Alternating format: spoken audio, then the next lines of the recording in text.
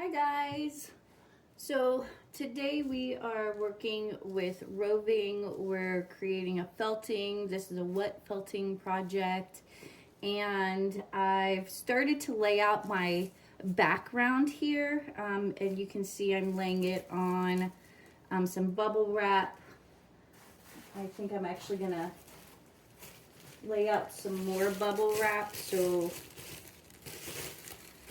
that way once I add the soap to it, the soapy water, it's going to not leak all over the place.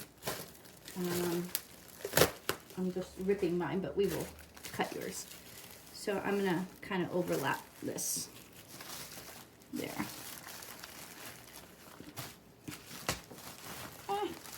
Lay down, lay down. All right, so now I can move this over here a little bit more. I have my reference photo sitting here. I wanted to do something that was like Asian, Japanese, since I love Asian culture and art and landscapes. So I picked koi fish, and I got these off of Pexels.com. So since I got them off of Pexels.com, I can't use them as they sit. We've talked about that. Even though, I mean, I could, because Pexels, they allow us to use their work, but I want it to be my own work. So I actually found two different images of koi fish, so I'm going to incorporate these together. I know this one didn't print so great, but it has a really pretty background. It's got a lot of dark through here, almost like the fish are coming out of like a cave or something. And then it's got these rocks in the front, and then some greenery. So I like this background. So what I've started doing is laying this background out, and I'm trying to keep within this size, maybe even a little bit bigger, because what's going to happen is all of this roving, once we wet it down and we start really matting those fibers together, it's going to shrink. So thinking within keeping of the size of the work, I want to go to size or a little bit bigger, which you can see here I've gone a little bit larger. I'm also taller. I'm also going a little bit wider. I don't necessarily care if this turns out in a 8 by 10 like this. It could turn out as a square. I am perfectly okay with that. But what I'm trying to do right now is just get the details of this background down. So I know this is kind of facing crooked to you all, but I have started, and maybe I'll pull it this way for a minute so you can see. I've started laying down this black part of the background, and you can see that I've kind of laid it down kind of thick because I don't want to see any gaps or holes in it. Although if there is, I can go back and add more to it once I start actually doing the wet felting part of it. I can go back and add more to it and then wet felt it again.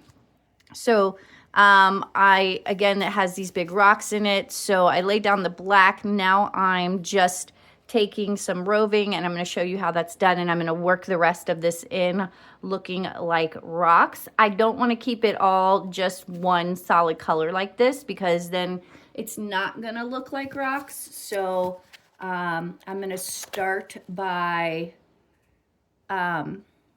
see if I can get this angle back better.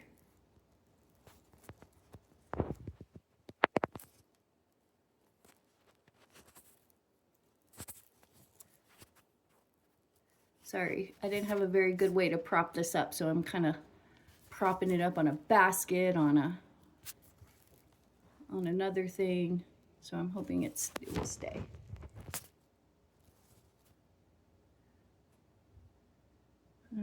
All right, that kind of works for now. I'll just scoot it over a little bit so you can see. Scoot over my other projects I'm working on here.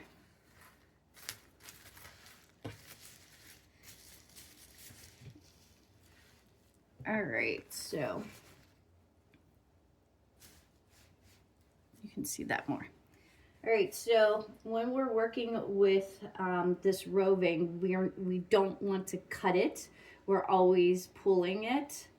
Um, so you can see here some of it's separated. I don't always necessarily like how it has like this stringy look to it. So I'll even pull this apart even further, being gentle. I'm not like really tugging at it.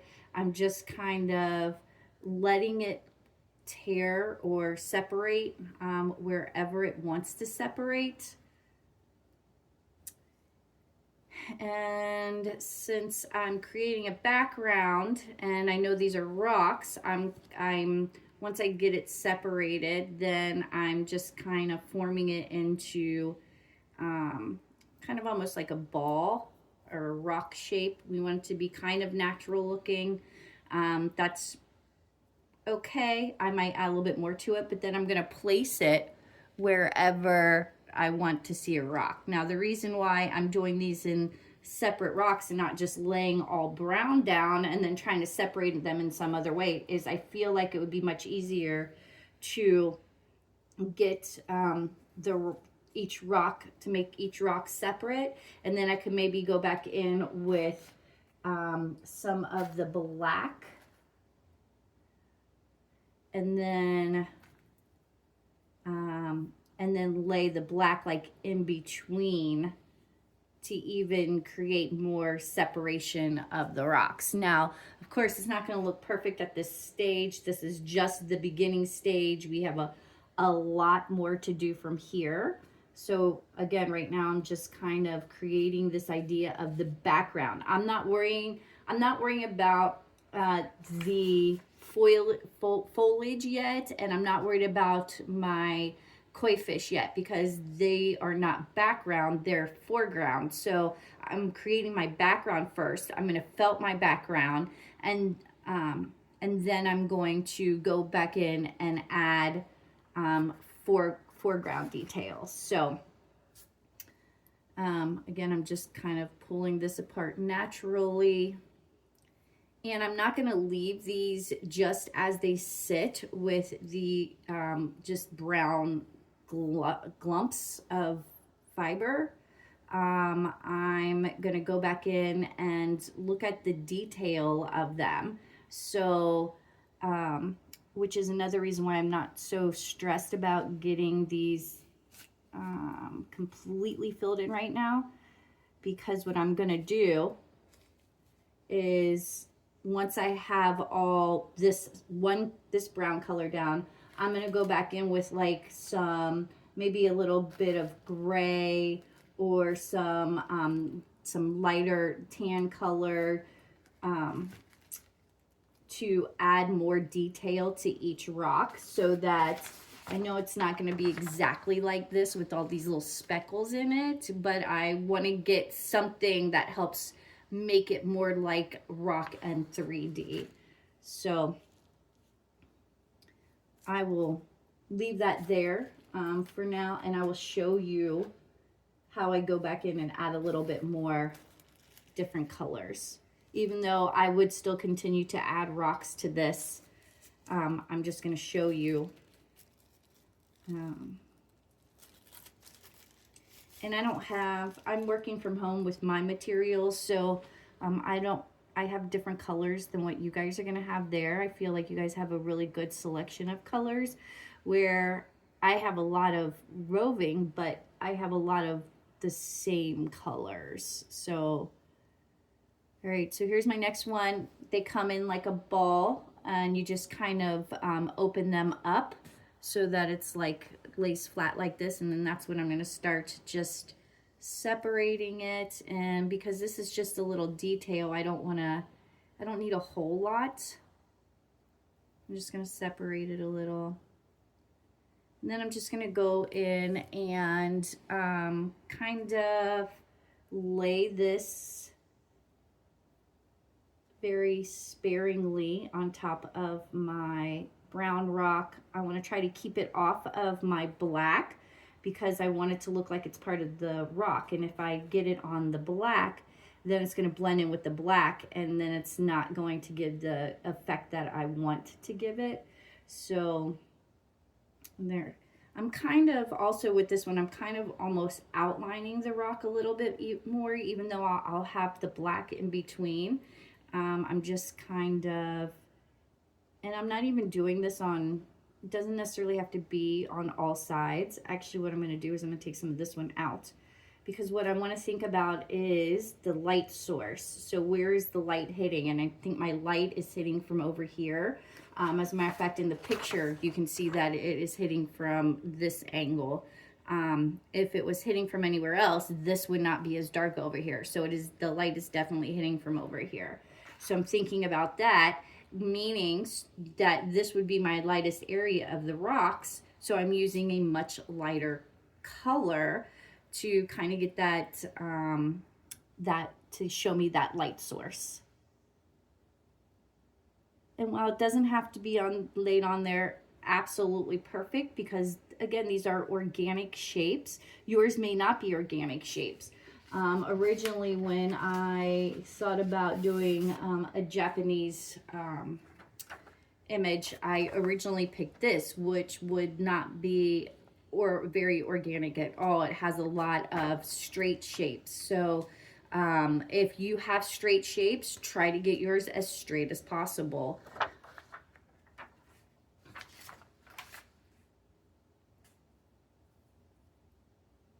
All right, let me get done this fourth little rock I have sitting over here. Get that little highlight in there. All right, so now that I have some highlighting done in these rocks, again, making sure it stays on the rocks, I'm going to go back in and find another color. So I know if this is going to be one of my lightest colors, I really like this, and I think it might even, that big drastic change from this darker brown to this light tan, or almost ivory, might give it a really good look. So I'm going to take some of this. Again, I take it out of the pack, roll it out. This one I've used before, so some of it was already rolled off of it, and I probably only need this much. So I also, when I am done with a piece, I will roll it back up so that it all stays together. If I'm not using the whole thing, I'll roll it back up so that way, you know, it just keeps it in nicer condition. This hair, this is wool, so it's going to, it has been combed and cleaned and combed, so it's all kind of going in one direction. We kind of want to keep it that way. So roll it back up so that it stays nice and pretty. All right, so for this, I want just barely a little bit of detail of this. So, and again, I can go back in and I can add some more to it once I'm felting if I feel like it needs more. So I'm just going to add just a touch to that top again. Again, thinking about the light source, that's a light color, so it's going to be at the top, but I don't want as much as the one under it. Yeah, and I'm keeping with that shape of the rock to really help define that rock and make it look like a rock. If I just put these like straight up and down, it's not going to help make that shape. All right, so put some right there.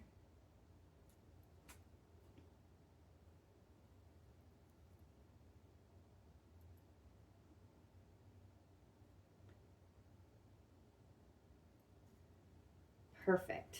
All right, so I'm going to roll that one back up. And mine each come in individual little bags, or for these smaller pieces. So I put them back in the bags also, which helps keep them separated. I need to keep them separated anyway, so I remember what colors I used for this so I can finish the top here off camera. All right, so now I want to think about the furthest away from the light source. So I'm going to go with something maybe a little bit even more brown. This one is a little bit kind of a mossy look to it. So I think that would be a good color to add into that.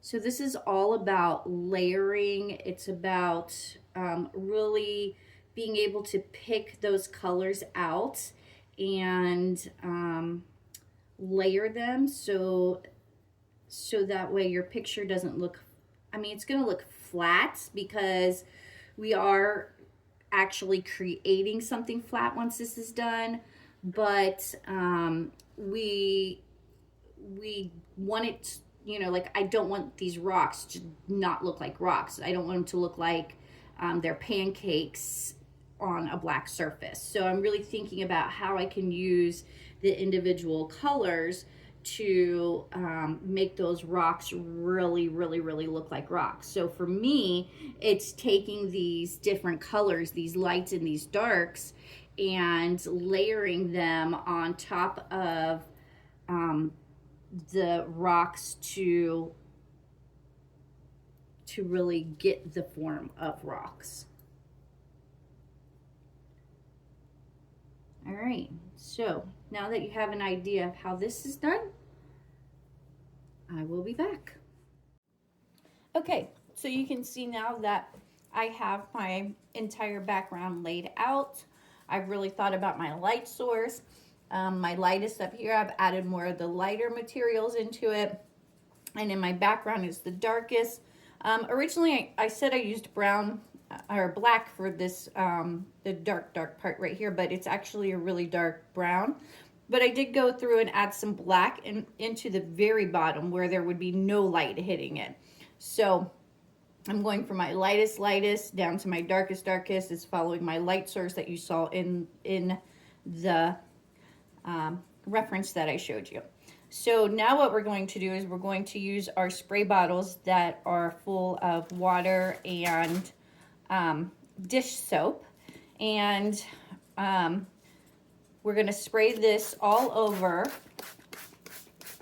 being careful that we're only getting it on our work and not getting it all over the table, all over other people's work.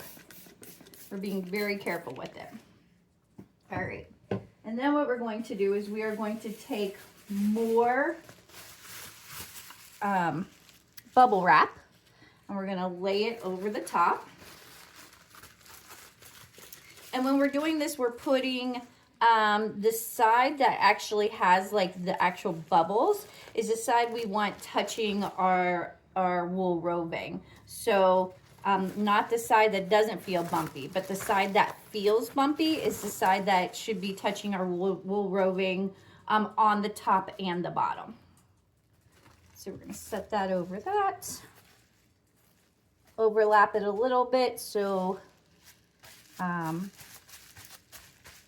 that when it spreads out, or when the soap spreads out of it also, it's not getting all over the place. Some of the soap and water may leak out onto the table. That's okay, but if it does, we're gonna make sure that we clean it up at the end of using this process. All right, so now we're gonna take our pool noodle, and we're going to put our pool noodle at the end, and we're going to roll our piece up. Now this is the start of us agitating it, and what happens is when we agitate it, we're compressing all of those fibers together so that our piece is going to hold. So for this, once we have it rolled up, we're just going to roll back and forth. Make sure that we move our hands so that they cover the entire area. And we're going to do this for, I'm going to do it off camera mostly because it's making the camera shake. But we're going to do about 60 seconds, a minute this way. Then what we're going to do is we're going to unroll it. We're going to take our pool noodle off. We're going to turn our piece 1/4 turn. We're going to put the pool noodle back on. We're going to roll it that way. We're going to agitate it back and forth for another minute. Do the same thing. We're going to unroll it, turn it another 1/4 turn. I lost my, turn it another 1/4 turn, roll it up again, another minute. we're going to do this about 2 to 3 times for each quarter turn. So you should have spent at least 8 minutes on this part of it, just this rolling and agitating it part of it. If you're not spending at least 8 minutes, then you're not going to get those fibers as compressed as you need to get them. You can absolutely do this longer than 8 minutes as well. If you want to do your turns 4 or 5 times, that's fine as well. And I will come back and show you as soon as I am done doing this step. So you may start to notice a couple things as you're doing this rolling process with your pool noodle. You may start to notice that the shape gets a little bit more organic than what you originally started with, and that's okay. At the end, you can either leave it in this organic type of shape, or you can then use scissors and cut it into whatever shape you want it to be in. So don't stress out about that. Sometimes, depending on the image that you're using, having more of an organic shape like this will really actually help your piece. And at the end of all this, we're actually going to make our own frames for them. So, you know, maybe once you, if it's like this, and once you start to think about like how it's going to be framed or how you're going to frame it, you might want to leave it in this organic, more organic type of shape. Or you may really like it in a square or a rectangle, and you never know. What you can do is once you get done with it, you could just, before you decide to cut it, you could always tuck your pieces. Not at this point, we're not anywhere near that, but you could always tuck your sides in to see how it's going to look if you do decide to make it more of a geometric shape. So the second thing that you might start to notice is you might start to notice areas where you can see more light through your piece. And if that's the case, then it's okay. Just add more materials to where that is. So down through here, I noticed there is quite a few gaps. Not really gaps, but like little areas where I see light coming through more than I want to. So I'm just going to go back in and I'm going to add some, I just chose the black. I could choose the dark brown that I use, but again, this is my furthest away from my light source, so I'm just going to use the black, and I'm going to find those areas and fill them in. I want this one to go under the rock.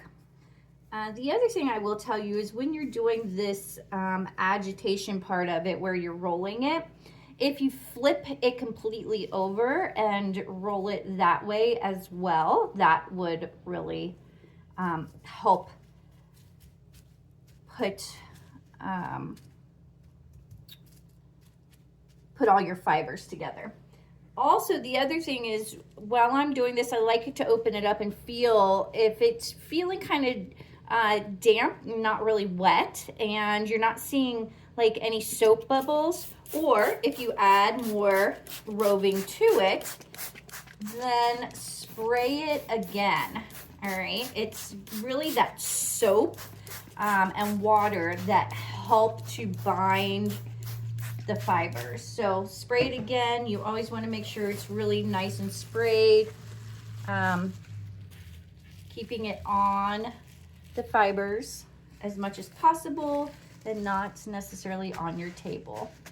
So I'm gonna do this again and I'll be back. All right, so I'm in my last set of agitating it using the pool noodle and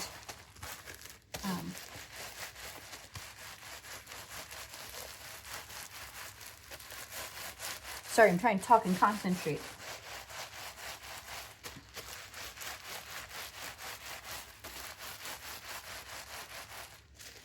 All right, so I'm gonna roll that back out, turn it towards me.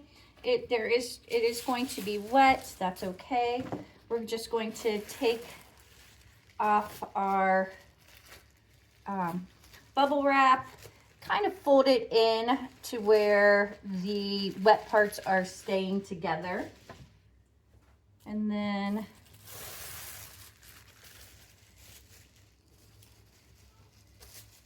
you're gonna set it aside. And you can see there's, you can see this is pretty bubbly, and that's perfectly fine. I'm just gonna take our piece off. I'm gonna set it aside for now. Roll up the rest of this. Again, I know it's gonna be a little messy. It's wet, we're using water, it's gonna be messy. At this point, I would probably dry my table off a little bit. And then the next part is just as important as the part that we just did. So here is what my piece looks like from the front. I'm pretty happy with that. I can see the rocks are all separated. They still look like rocks. They're different sizes, which I absolutely love. I didn't want to have rocks that were all the same size. These right here even look like they're overlapping this one a little bit. Same with here and this over here. So I'm really happy with what I've created so far. I can see my light source up here, and I can see it gets darker as I get down towards the bottom. So I really like this. What I need to do now is I need to do the next step, which the next step we're just gonna kind of ball it up, and we're gonna throw it down on our table over and over. And pick it up. As we pick it up, we ball it back up again. We just throw it down, move it around. Remember this, I've only created the background at this point. We're gonna go back through and put the foreground and midground into it as well. You're going to want to do this step of it probably about 100 times. Reason being, it's in that hitting your table part that also helps bind the fibers together. So any of the fibers that are still pretty loose, which at this point they shouldn't be too loose, but any of them that are, it's gonna also help continue to compress them together. So I'm gonna do this, I'm gonna continue to do this until I feel that I don't wanna do it anymore. And then I'm still gonna continue to do it for probably about 100 more throwings. So I would say all in all, I like to throw it probably 200 to 300 times, making sure that I'm really slamming it down on the table each time. I'm balling it back up and I'm really slamming it down. And I want to make sure I ball it up differently each time because I don't want to constantly get the same part of it to hit the table. I want it to be different every time it hits. So making sure that I'm rotating it, turning it, flipping it over. Maybe it's a matter of I open it up and turn it inside out, or so that you see more of the back of it. However, that's what I'm going to continue to do. And as I'm doing this, I might see some other issues start to develop. So right here, I can see a thinner area. So I may want to consider when I go in to do my foreground that I might want to try to fill in some of these little areas that have become thin. Now, going like this and kind of smushing them together might help a little bit. I can even maybe like roll this in my hands a little bit, agitate it in my hands. You can see when I do that, the soap is really starting to move here. So that's a good thing. I don't know that it's necessarily going to fill those holes in, but it might. So again, continue to throw, and I'll be back. All right, so I have thrown this a couple hundred times, and this is where I'm at this point. Again, some areas that are starting to really show through, and I will need to go back and fix those. Or maybe it's somewhere that instead of trying to fix them, I can add in my koi fish or some of the tree branches to cover those areas.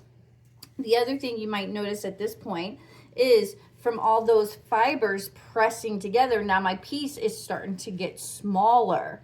So this is why I said originally when you start, you want it to be pretty big. So now, before I had it quite larger than my paper. So now it's, while there are certain areas that go beyond the paper, for the most part, it's almost the same width. So like I said earlier, it is going to shrink. So you want to go bigger to start with.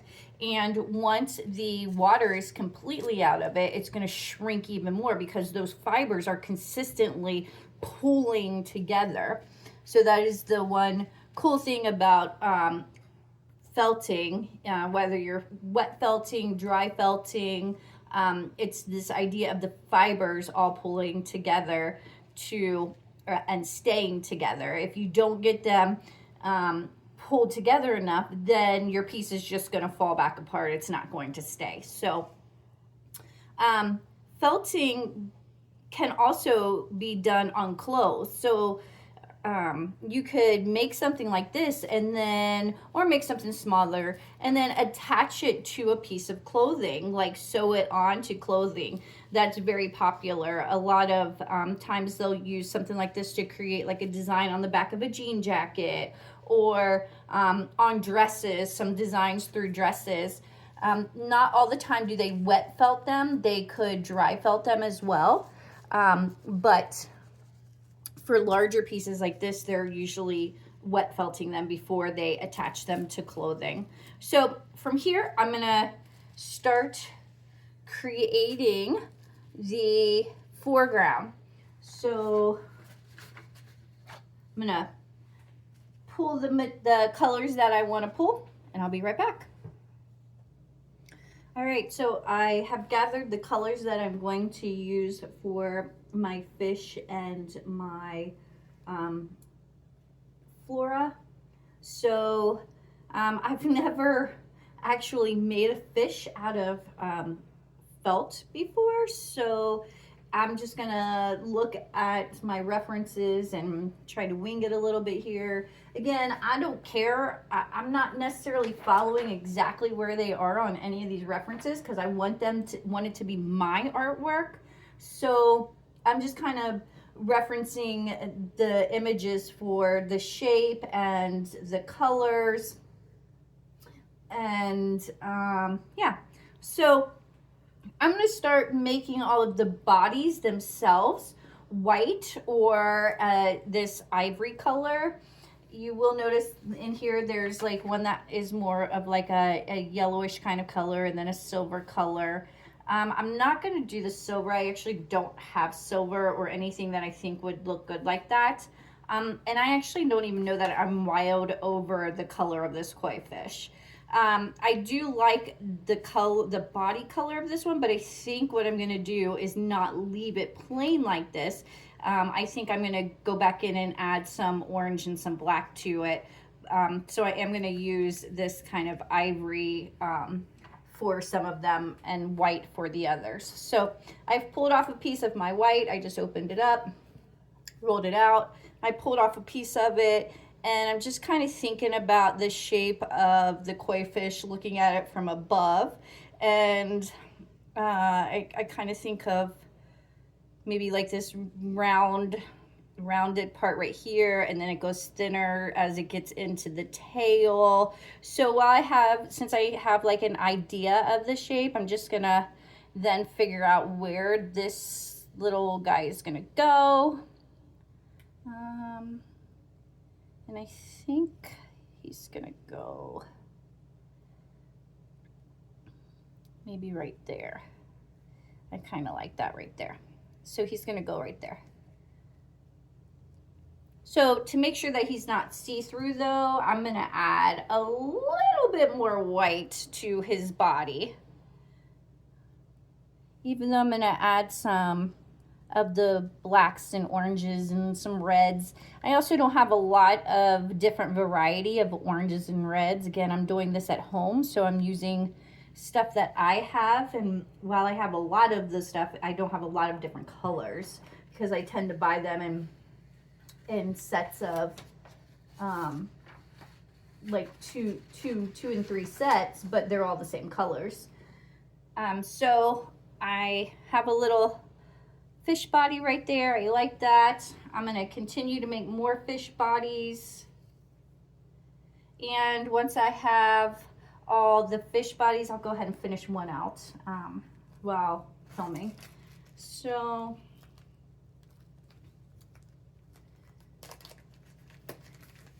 I'm going to use this. This is kind of a orangey red. I actually really like this color. I wish I had more of it because I think that this is probably going to be one of the best colors for the koi fish. And not always is the roving in a ball as it comes, as you can see from this one. It's in more of pieces, but that's okay. So once I have the fish body, I'm going to think about how the shapes of like there's like circles on the koi fish. And again, they're organic. They're not really circles. They're more of like organic spots on them. And the one thing I do want to do is make sure that they're not really see-through very much. So as I'm creating them, I'm pulling my roving apart to begin with, but then I'm just kind of putting it back together to place it where I want it to go. I also need to go back in. I didn't make little fins for this dude yet either, and I would probably do that with my white as well. No, not probably. I'm going to do that with my white as well. So after I get all the little pieces on him to make him look like a koi fish, you can start to see it's all starting to take shape. I don't want to do it all in one color, so I'm going to grab a little bit of red. Add some red to him. Maybe I'll put it up here in his face, because a lot of times koi fish have like they've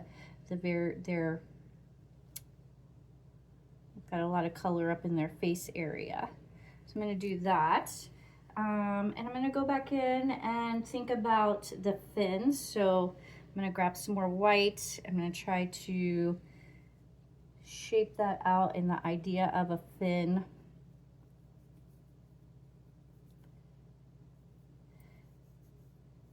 You can see here I'm just kind of using my fingers to like help move the fibers, like separate them, and to also shape them. So I'm just like squeezing the fiber and manipulating it. All right, that's kind of looking like a little fin there. Maybe we'll thin it out just a little bit more like that. I don't know what that's gonna do once it's also hard to imagine what it's gonna be like once you start rolling this out again, because remember, we gotta go through the whole process again like we did for the background. So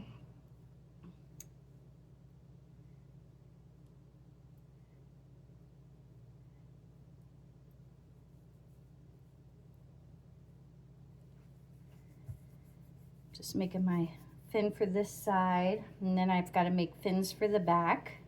So I'm just gonna continue making my koi fish, and I will be back when I'm done. All right, so as I started building my koi fish, I started realizing that they were pretty big and took up a lot more area than I thought they would. So I decided, instead of trying to cram a bunch of them on here, because I really do like how the rocks look, I decided just to do 2. And then I did want to put some of the flora in here, but I didn't like these tiny little spiky leaves. I wanted mine to look a little bit more flowy. So I did a little bit more flow with mine. So at this point, I'm going to do the same thing that I did previously with the background. And I'm going to soak this with my soapy water. And I want to make sure that I get the background good too, because I need the things that are on the foreground to integrate with the background. So I'm going to squirt this really good. I'm going to cover it with my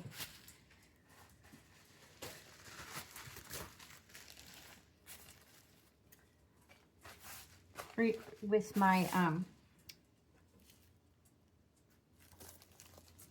bubble wrap here, remembering that to put the textured side, the side that I can feel the bubbles on to the actual felt. So I'm just gonna kind of move the water around a little bit, the soapy water. And from here, I'm gonna start this whole process over again with the pool noodle. And I'm gonna make sure I do a good 3 to 4 whole rotations with this, meaning I'm gonna hit each quarter turn about 3 to 4 times so that it makes 3 to 4 entire turns. So that's gonna be like 16 to 20 minutes. I'm gonna be actually working on getting the felt integrated and flat. As I go through this process though, I am going to check it periodically, make sure that I've got enough soap on it, and if not, or enough soapy water, and if I don't, I'm gonna spray it. If it starts to feel just damp and I don't see any type of bubble soapiness happening, then I'm going to spray it because it needs it. So I will be back after I have this done. I just finished my first full rotation. I wanted to come back on here because I wanted you to see this is the kind of look we're going for right here, where you can see how the soap is all making bubbles. That's what we're going for. We want to make sure that we can see that when we're creating our work. If not, add more spray. I can add more spray anyways. Actually, I'm looking at this and I'm seeing that maybe my koi fish the shape of them didn't go exactly how I was looking for. So at this point, I can maybe try to make some adjustments.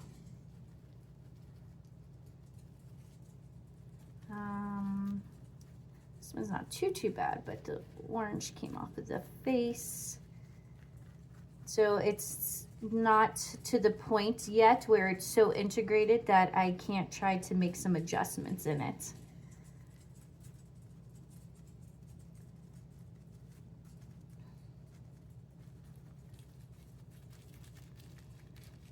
I really like how the head of the koi fish and the tail here are coming off of the actual background. I think that looks actually kind of cool. But I do have to make some adjustments here to the rest of it.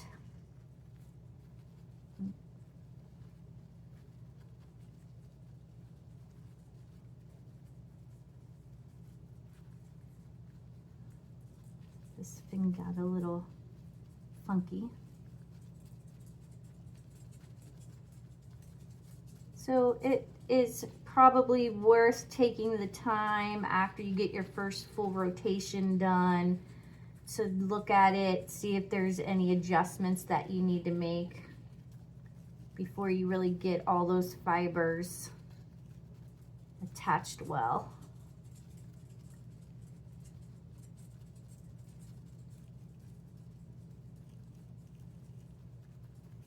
All right, let's finish our koi fish. I do like the greenery though. The flora is turning out very pretty. Now if we can just get the koi fish looking a little bit better. I'll be back.